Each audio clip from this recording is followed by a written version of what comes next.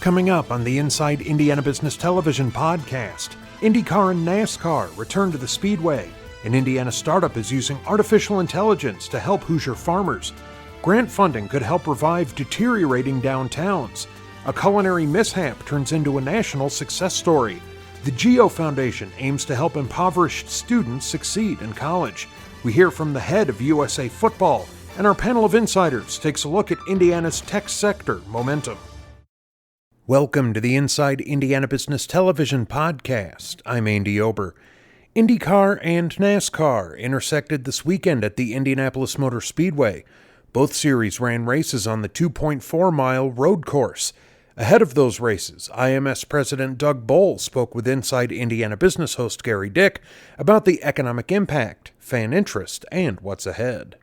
A triple header, much different than 1994 and beyond with NASCAR and the Brickyard 400. That all changes all of the races, the Cup cars on Sunday, the Verizon 200 on the road course, and then both Indy cars and the Xfinity Series on the road course, a doubleheader on Saturday. What really fueled those changes, Doug, and what do you see happening because of the change? Well, I think the thing that really fueled it is really trying to add some life back into Brickyard Weekend. Obviously, we've been struggling over the last few years. The racing on the oval wasn't as good as maybe we had hoped it to be, especially since the Indy 500 racing has been so great lately. So last year, as part of COVID, we had an opportunity to run IndyCar with Xfinity on the road course on Saturday, and then we converted and ran the Cup cars on the oval. The Xfinity road race was so great that after talking to the folks at NASCAR, we said, let's try it with everybody this year. And bringing IndyCar back and NASCAR and IndyCar on the same weekend is going to be an awful lot of fun. But it was really driven by let's try and add some life back into the weekend and see where we go. It may not be a permanent thing, but certainly for this year, we're looking forward to it. Yeah, and you've got it's translated into some increased ticket sales. Talk about how ticket sales are going for this weekend compared to the recent history.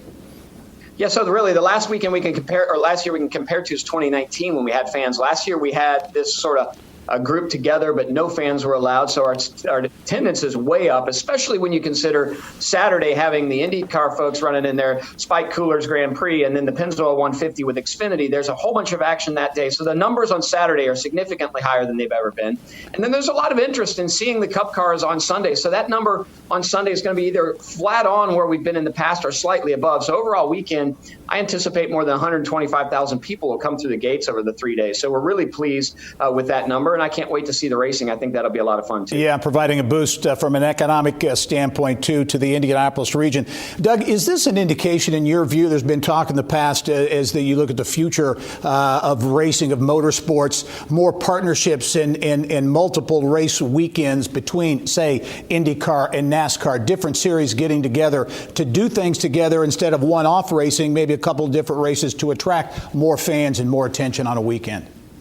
Yeah, I think it's really possible that you see other venues do this, but I think more importantly what's happening is NASCAR, IndyCar, and IMSA, which is the top sports car group here in North America, are communicating with each other and trying to find ways to help each other out. It used to be competitive between the three, and really right now everybody's trying to make motorsports in general much better for all of our fans. So we're working together. NBC, who broadcasts all of those three series, has really been a driver behind that, really trying to find ways to promote IndyCar races inside NASCAR, NASCAR races inside IndyCar. So I think in a lot of ways, racing as a community is working together to make racing as a whole much better for our fans. Hey, want to get a quick reaction from you. The IndyCar series in Nashville, I know that was a big race, a big market to get into. How did the race come off in your view in Nashville, and how does it look for the future?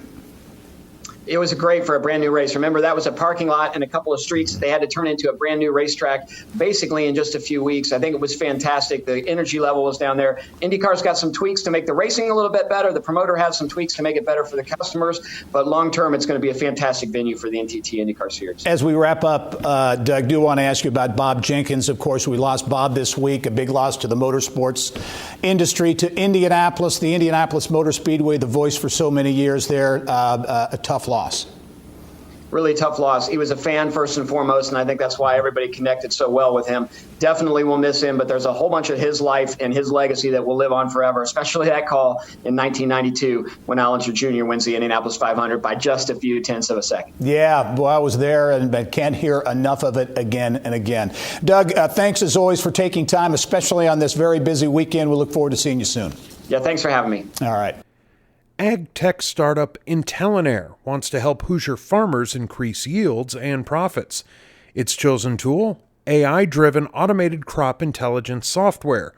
Board of Directors member Tim Hassinger joined us with details. Well, let's talk about this. You're a board member at INDYCAR. Precision agriculture, I think, is a great description. Data analytics. Talk about the technology and really what it does. It's exciting technology, Gary. What it does is it takes imagery data from different sources, such as satellite, fixed-wing airplane, or drone. And the resolution is all the way to 10 centimeter, or in essence, every 4 inches across the field. INDYCAR does the analytic work on it. It evaluates that data against 52 different patterns, which would, a pattern would indicate if it's identified that there's an agronomic issue, and then an alert is sent to the farmer indicating what agronomic issue exists and where in the field. So this is a data analytics company that's focused in agriculture. This is amazing, the degree of detail that's available to farmers now. And this is about utilizing artificial intelligence, right? Machine learning, those types of really high-tech elements. Yes, that's exactly what this is. As I said earlier, it's a data analytics company, and that's where its focus is. And then it gets its imagery data really depending on the situation, whether satellite is the best choice or fixed-wing airplane is the best choice. You can evaluate that, and then the company does the analytic work on that data that it gets from those sources. All right. I know you've got big plans, big growth plans at the company. You're focused initially here in the Midwest, Indiana and Illinois, corn and soybeans, but there's tremendous room for growth. And importantly for Indiana, moving the company's headquarters, you're going to put it right here in Indianapolis. Yeah, we're in the process of establishing the headquarters in Indianapolis. As you mentioned, we have growth ambition here, but right now our focus is close to home. Majority of our business is in Illinois, Indiana on corn and soybeans. We elected to put the headquarters here. It's, first of all, close to our customers. As we all know, Indianapolis is really becoming a technology hub, and we believe that the talent that we need is available here. Yeah, big win certainly for the state of Indiana. Tim, as you look at the potential, what's the market potential you see for a company like INDYCAR? Well, this is a growing field, and so growth exists. Not only the fact, as you mentioned earlier, this can go into broader geography, on more crops, can go outside of the United States. But right now, where the biggest growth opportunity is just more adoption of it. Roughly 25% of farmers use some type of imagery source. So there's really growth that can come from both directions here. Tim Hassinger, great to have you on the show again. I should mention you got a big honor, received a big honor last month, the National Agri-Marketing Association Agribusiness Leader of the Year, richly deserved. You've had a great career that continues in full force. Congratulations, Tim. I look forward to following up with more on the company. Sounds great. Thanks a lot for having me on the show. All right. 5 small Indiana communities are in the running for a $2 million grant designed to revitalize deteriorating downtowns. Among them is the city of Attica. Inside Indiana business reporter Mary Rachel Redman has the story from Fountain County. The Indiana Office of Community and Rural Affairs has launched a pilot program that will award 3 Hoosier communities a $2 million grant. 25 Indiana towns applied, and now the competition has been narrowed down to 5 finalists that include the towns of Brookville and Cambridge City and the cities of Attica and Kendallville in Jasper. In conversations with community officials in Fountain County this week, they tell me this may be their final shot to save their historic downtown. Last Last fall, I visited the pre-Civil War downtown district of Attica as part of our Endangered Indiana series. Here's a look back at that story from November of 2020. In the 1800s, when they planned Attica, someone had the foresight to go ahead and build our downtown along the Wabash River. We're all tied in together. We all have this unique fiber. We have this character. We have that small town look that people love so much. And residents and business owners want to try to save that. Attica as a community is so fortunate to have so much historic fabric. The historic downtown, such a unique heart to the community. Placing it on our 10 most, we hope that it would start to draw attention to it, make people aware of it. But it won't be easy. Population shifts to bigger cities and the advent of the automobile slowly chipped away at Attica's historic downtown Perry Street. Now the clock is ticking to save the beloved 175-year-old Indiana town. So it has a tremendous history for Indiana, tremendous history on the Wabash, and it's part of our heritage. It's part of what makes us special. It's part of what makes it powerful for future generations. So if we lose that, then we just become another city. I haven't seen the attention that we need yet because financially we need so much to get done on the facades, and we have buildings that are coming down, especially the old hotel. There's a lot of people that do want to get it taken care of, but then there's neighbors that are upset because there's bricks falling off of it. If these bricks could talk, the stories they'd tell. Behind me is the historic downtown Attica Hotel that was built in 1853, and as you can see, it's clearly in need of major repairs. But will they get done before it's too late? Well, the hotel goes way back when Betty Davis and Al Capone supposedly ate there. There was all kinds of history. Bing Crosby ate there. It's just had such a history through the years that, it's something we really would like to save if we could save it. My fear is if we don't get some investment in the landmarks and the older buildings, they'll be gone fairly soon. And during these uncertain times, Kleckner believes restoring the heart of downtown Attica will help save a community looking to evoke its once vibrant self. These buildings have survived crises in the past. We've survived those. The community has survived. So I think the downtown sort of evokes that sense of continuity. The city of Attica is not down and out. We've got several successful factories. We have a tremendous tourism industry. We have something to build on. The 3 winners will be announced in the coming weeks. Carrie Abbott has transformed a culinary mishap into a delectable national brand. Now, Newfangled Confections has made an acquisition to sweeten its candy offerings. Abbott came on the show to tell her story. For those who don't know, I think it's a great story and really an entrepreneurial success story. But again, you founded in 2012. There was an accident in your kitchen that led to the creation of Friddle, which is your kind of your flagship product, if you will. Talk about that accident and how things came about. I've always had a love and passion for food, hospitality. I was running a catering business at the time, and we did a wedding where I was trying to stay vague on one of the treats. It was just called peanut butter and chocolate. And really from there, I had all these leftover pieces, started giving them away, and thought, wait, there's really something there in packaging this candy and the sort of the immediate joy it brought people. I loved it. So I stopped packing the cars and the vans and the trucks for catering and then focused on this one single item that we could make, package, and hopefully grow to scale. Yeah, and you indeed are doing that. Talk about the growth of that one product, Friddle. You're in a number of national and local retailers, Target, Fresh Time, Market District, Airport. You're in boutique locations. You've really grown that Friddle product over the years. I really have, and it was just a dream come true. There are little intricacies in business that the larger that it does scale. There's just so many things to learn along the way. We were able to actually grow to the success of Barnes & Noble and even QVC. That's kind of our biggest sort of win, if you will, in terms of size. So, check that box. We got there. But really, it's the central Indiana and local Indianapolis fans that just keep it going. Yeah, and you had a business plan. You had a vision to really try to market one product, do that well, and then grow the business. And you did that a little over about a year and a half ago. You made a big acquisition, the best chocolate in town here in Indianapolis. You acquired the company to diversify your offerings. Yeah, absolutely. That was, you probably know her well, the founder, Elizabeth Garber of the best chocolate in town. She was ready to start a new chapter in her life and came to us. And since then, we've just had so much fun looking at and really developing and scaling and improving processes of a very successful line that's been around for 15, 20 years.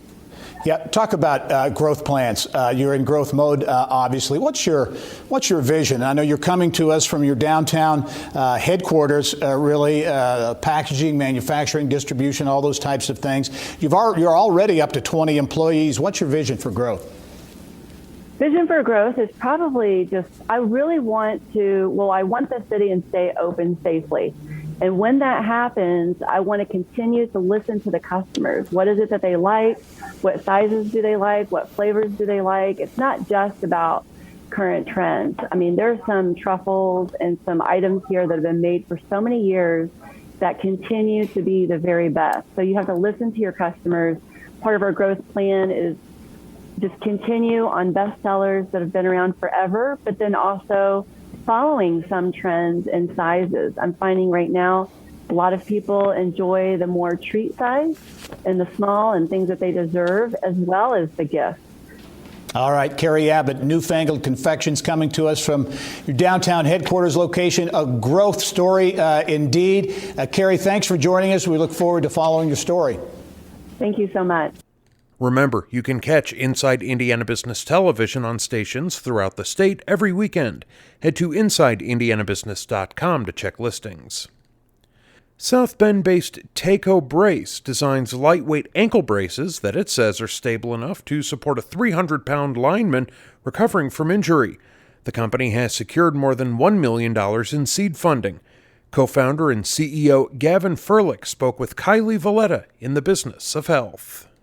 Taco Brace has such a great backstory, and it involves an Indiana treasure, Notre Dame football. So tell us how Taco Brace got its start.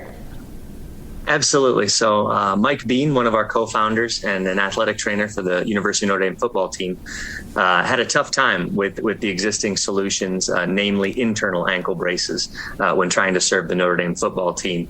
They didn't provide the stability that he really needed, but also they were difficult to fit inside the shoe. And not the most efficient brace to put on for in-game injuries. So he had an idea, why not brace the outside of the shoe, which would actually be more stable because you stop the shoe from turning and really provide stabilization for the ankle and hindfoot. So he really invented something phenomenal. Just a brace that fits outside the shoe. And we mentioned that this is an alternative to a walking boot, which we all see everywhere, so common. So explain how your brace is different than the standard walking boot.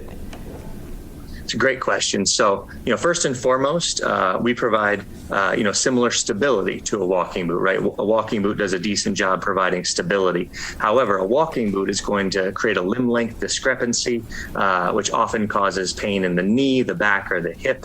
And a walking boot is heavy, it's cumbersome, and it's just difficult to live your normal life. So if you're passionate about hiking or passionate about working with animals or passionate about going to the grocery store, right? Going shopping. It's really difficult to live your life and do what you want to do in a walking boot because it is very limiting.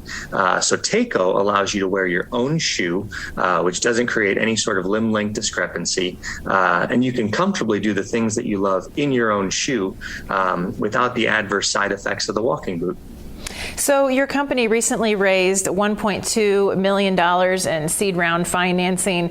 Some of those investors included Elevate Ventures, Irish Angels, Pit Road Fund, all of those here in Indiana. Talk about the importance of that funding, especially as your company is in growth mode and looking to update the brace. Certainly. Funding very important, right? We're growing, which means increased demand on, our team's time. But we've been able to expand our team already with that funding. We're investing more heavily in marketing. And it'll just be really exciting to make an impact on more and more patients. I think over 13,000 patients have worn Taco successfully.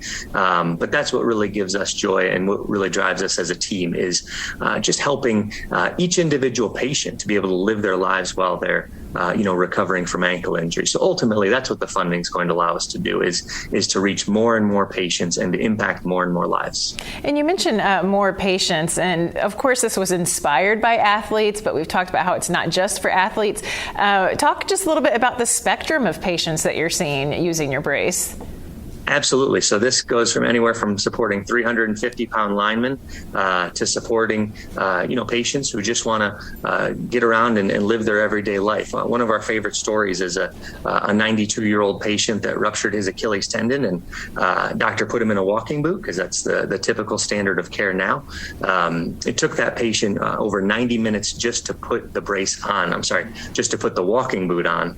Let alone had a real difficult time just getting around his house, right? Getting to his kitchen, doing the things you would normally do. So with Takeo, the very first day he put it on, he was able to go out to dinner with his friends. So that's just a great example of, how a walking boot can limit someone, a patient, in trying to live their normal life. But Takeo can essentially give someone their life back, right? And allow them to do the things they love while recovering from injury. And just a few seconds left, but talk a little bit about the traction you have in the market. College and professional teams are using your brace already. Yep, absolutely. Yeah, 17 NFL teams, over 65 NCAA teams. But more importantly is just the everyday patients, right? And so over 13,000 patients so far have been impacted by Takeo, and we've got a long way to go, right? We're going to make Takeo the standard of care for ankle and hindfoot injuries, and we want to impact a lot more patients in the process. All right, Gavin. Well, congratulations on the recent funding, and thanks for being on the show today. Thank you so much for having us. Appreciate it. The GEO Foundation was founded in 1998. Since then, it has altered the trajectory of impoverished high school students to help them succeed in college. President and founder Kevin Teasley joined us to share insight on new initiatives. Give us the model, if you will. Again, 23 years in the making. What is GEO all about? Sure. The mission is to break the back of poverty, and we do that through quality education, and we tend to be non-traditional. And when I say non-traditional, our high schools are where we really see the non-traditional model take flight, let's say, in the sense that if you go to any of our high schools, our students have all the same opportunities that you see at many of the what I would call destination high schools: Carmel, Zionsville, Avon, Plainfield. All of these are really great high schools, and they're pretty much destination. You can go there and get anything and everything you want. At our schools, we look at our schools as a launching pad. In other words, we want you to come to our school, but because the student population we serve really doesn't have the college experience in their home and the college-going attitude, et cetera, we need to convince them that they are indeed college capable. Mm-hmm. And we don't do that by doing traditional things, by keeping them on our campus to learn math, science, et cetera. We take them to Ivy Tech, or IUPUI, or IU Northwest, or Purdue Northwest, so that they take real college classes while they are in high school and on the college campus. And so that they're getting a real experience from a college professor, sitting next to students that don't look like them, aren't the same age as them. And so they become more college acclimated and ready to go to college. Yeah, and the proof is in the pudding, you could say. Next Generation High School, the Meadows neighborhood near Northeast Side, challenging neighborhood. That high school has seen enrollment double. Yes, it's not only doubled in enrollment, it's doubled in enrollment in students going to college. Every year we test our students at the beginning of the school year to make sure that they're college capable. And if they are college capable, that's a unique thing that we do. Even ninth graders take this test. If they're college capable, we enroll them in college level courses. So in our first year at Next Gen Indy, we had 30 to 40% of our students taking real college courses. They earned 12 to 15 college credits their first year. We're talking about freshmen in high school. And the goal is for them to earn a full associate degree before they graduate from high school. Yep. I want to get to this. I mentioned the $8.5 million grant to really enhance those college and career readiness programs. Also, a first of its kind online on-campus K-12 school. Now, this is new. What is this all about? GEO Focus Academy. Of course, we saw the pandemic last year. Everybody went virtual, right? So what we're trying to do, again, is be a little non-traditional. K-12 virtual schools have existed for over 20 years. What we don't see is the opportunity for someone taking a virtual school and when they get into high school, being able to take an on-campus college course. And so we're blending what we do in our charter school with a virtual school. And this is going to be statewide. Any student in the state of Indiana that wants to enroll can. And when they get to the high school age, they'll have the opportunity to go to any of 60 universities and colleges in the state of Indiana for free, part of the tuition that we charge. Some amazing momentum at GEO Academies, the GEO Foundation, the organization's president, Kevin Teasley. Kevin, congratulations on these developments. I know there'll be a lot more ahead, and we'll look forward to following the story. Thank you very much. USA Football is based in Indianapolis and serves as the national governing body for amateur football in the United States. CEO Scott Hallenbeck joined Bill Benner on Inside Indiana Sports to talk about the organization's mission and goals. USA Football, they had a great program called Heads Up Football. Had to do a lot with tackling techniques and making sure the kids, again, were playing with heads up. But from that, you've spun off, again, this various initiatives, starting with League Excellence, Coach Certification. Just give us a general overview of these programs that USA Football is engaging in. Sure, thank you. Yeah, building on the foundation of the Heads of Football program, we work closely with the U.S. Olympic and Paralympic Committee and created something we call the football development model, which simply put is addressing the contacts in a new way. And that is start with non-contact, progress to limited contact, and then to full contact tackle. So think of flag to something we call tackle bar, which is you don't knock to the ground, you sort of learn the game in a different way, onto rookie tackle and full 11 aside. Full field tackle. We also base it on an age-appropriate, skill-based learning. The best analogy I would have for you, if you think of soccer, this is why they have like 8 different field sizes and goal sizes. They progress the kids based on their ages. It's a whole new reimagined way to look at football, and it's being incredibly well received by parents. It simply gives parents more entry points and options, and it meets kids where they are. So not every 8-year-old's the same, right? Not every 10-year-old's the same. So it's a whole new way to look at the game in terms of how we teach it, how we develop the athletes, and how we coach them. Talk about the League Excellence Program. And again, you're engaging with leagues of, again, various levels, various ages throughout the country. Exactly, and thank you. In sort of concert with that football development model, one of the things we learned from the Heads of Football program is we need to find new ways to celebrate and recognize leagues that are doing things the right way. So think of the League Excellence program as really a good housekeeping seal approach. So we have a bronze, silver, and gold program. When you reach any of those levels, USA Football celebrates, recognizes you. We work with partners like our friends at the Colts and the Big Ten and other partners around the country to help recognize and celebrate these leagues for doing things the right way. The simple premise is sort of to set new standards and best practices and then raise all boats over time. Scott, coach certification, very, very important that, again, as you train these kids and give them techniques, it comes from the coaches, and coach certification is a very important part of this program. Absolutely right. It doesn't really get any more important than teaching the coaches. So the foundation and backbone of our organization, well over 100,000 coaches a year get trained.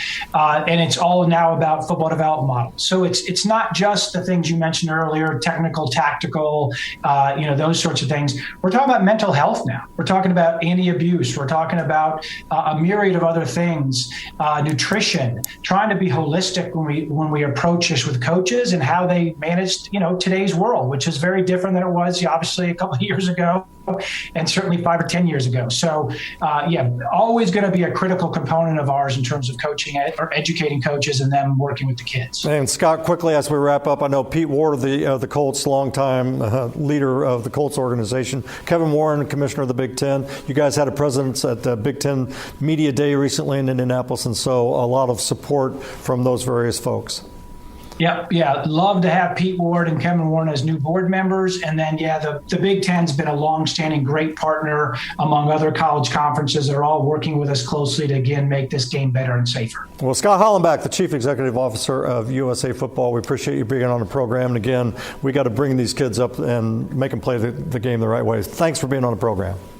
Yeah, great. Always good to be with you guys. Take care. And finally this week, Indiana continues to gain traction in tech sector investment.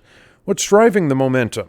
For answers, we turn to a special Insiders panel featuring TechPoint CEO Mike Langelier, JMI Equity General Partner Larry Contrella, and Elevate Ventures co-founder and CEO Ting Goody. Mike, I'm going to start with you. These are some really impressive numbers. There's been a lot of attention on VC and how do you get more of it into the state. Give us your read, if you will, on these numbers. There's some big deals that are part of this as well, and what's really driving it? Gary, as you know, TechPoint's been long tracking and reporting the tech venture capital investment in Indiana as investments in the tech companies. They typically represent almost 3/4 of the state's VC deals every year.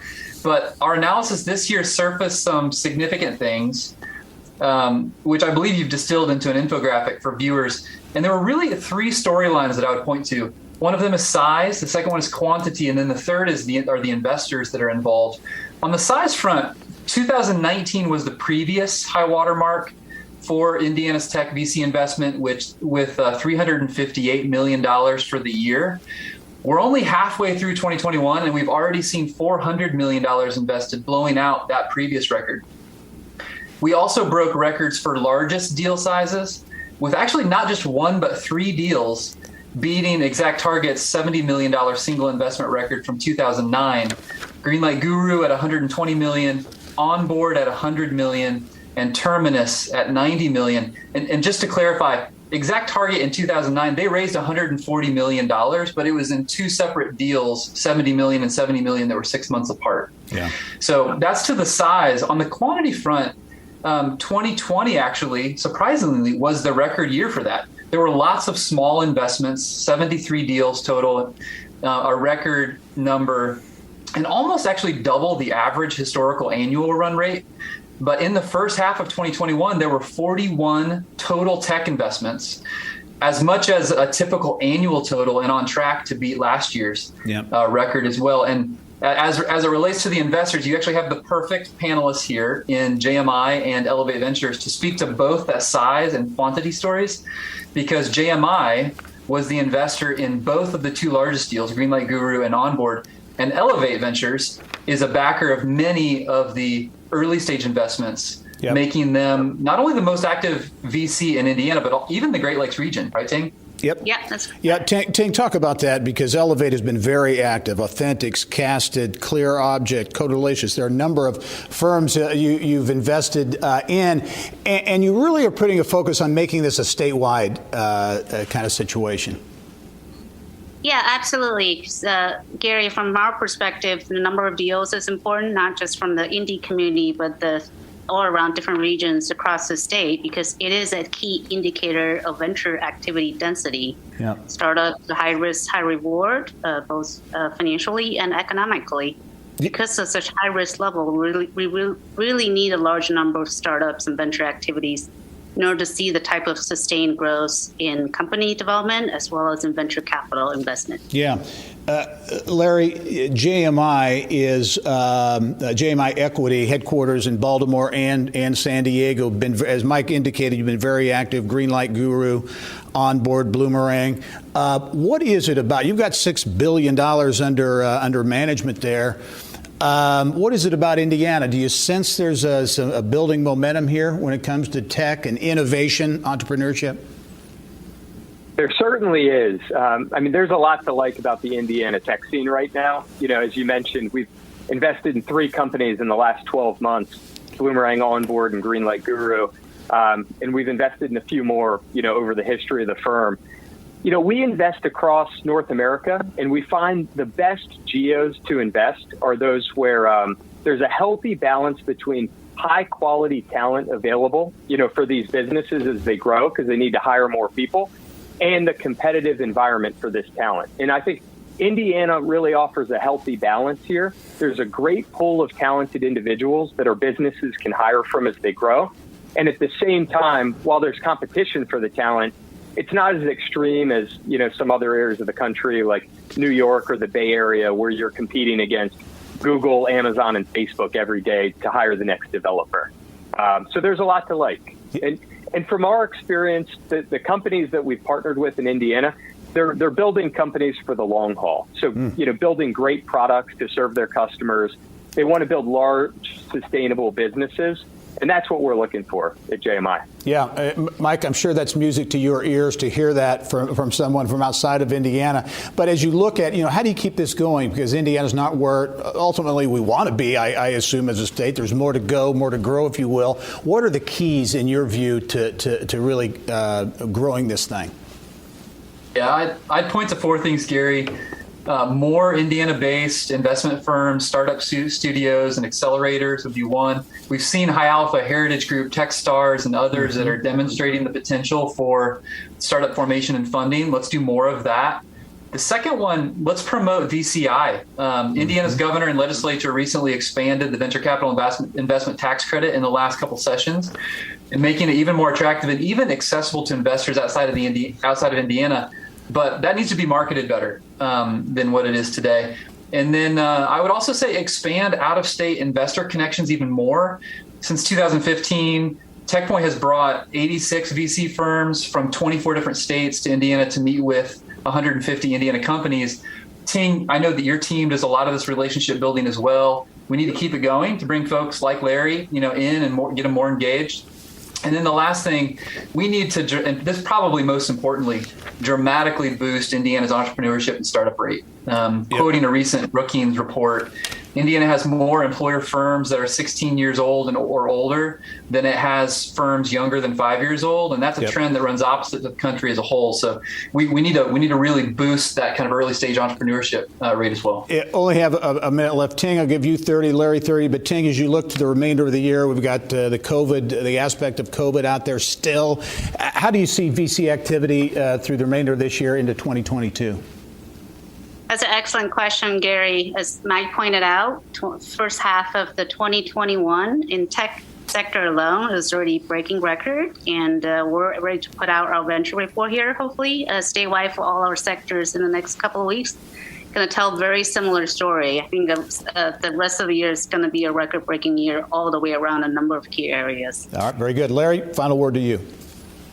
Yeah, we're seeing the same thing. 2021's been, the busiest year to date, and we see no signs of it slowing down. I think it's a combination of, where valuations are at and just the health of the overall ecosystem. So. Very good. Larry Contrell, general partner at JMI Equity. Ting Goody, co-founder and CIO at Elevate Ventures, and TechPoint CEO Michael Angela. Thank you all. That wraps up this week's Inside Indiana Business Television podcast. Remember, you can find all of this week's TV segments, as well as the top business news from throughout the state, at InsideIndianaBusiness.com. While you're there, you can also subscribe to our platform of free e-newsletters. This is Andy Ober for Inside Indiana Business.